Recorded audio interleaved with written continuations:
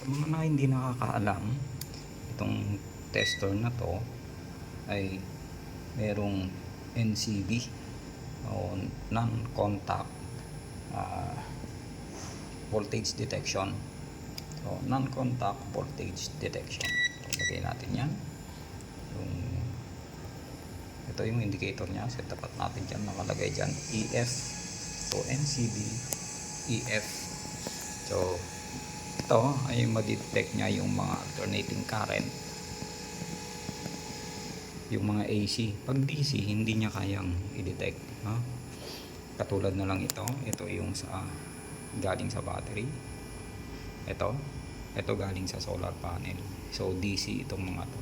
Ito 48 volts ito naman is nasa halos 500 volts galing sa solar panel. So tignan natin, ilapit natin. So walang tunog, pati dito wala, dito wala. Ito naman ay galing sa Meralco. Ito ay output para sa emergency, no? So AC itong dalawang to. Ito ayan sa solar panel. Yan, ito AC. So pagka nilapit natin dyan, yan, so tutunog siya. Ibig sabihin may AC na alternating current na dumadaan dyan. Pag dito, ayan, so meron siyang voltahe. Pag dito sa DC wala. Pero hindi ibig sabihin nun na pagka ganyan NCV ay hindi na makakadetect ng voltage na DC. Katulad nito, itong fan motor na to is DC ito. So 12 volts ito. So ilayo na lang natin para baka sabihin nyo may daya, no?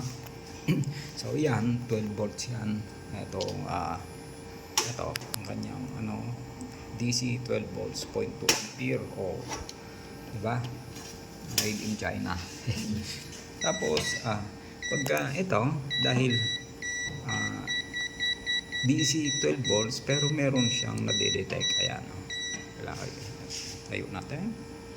Ayan. So meron. Pagdating dito, ayan. Pero bakit sa solar panel na DC ay wala? Ayan.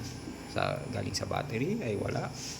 Tapos tignan natin yung loob ng battery. So dito sa battery, ayan, maski dikit na natin sa bus bar is wala.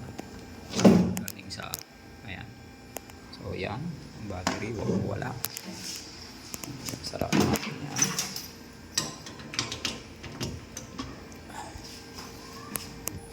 Pagdating dito sa fan, ayan, fan motor is meron. Katulad lang din ng AC dito tsaka dito. Kasi yung nasusukat nito ay yung frequency. Bakit ito? DC ito, walang frequency. Hindi. Ibig sabihin lang nun, meron ditong nag-o-on off. Kasi may motor sa loob. So, meron siyang commutator.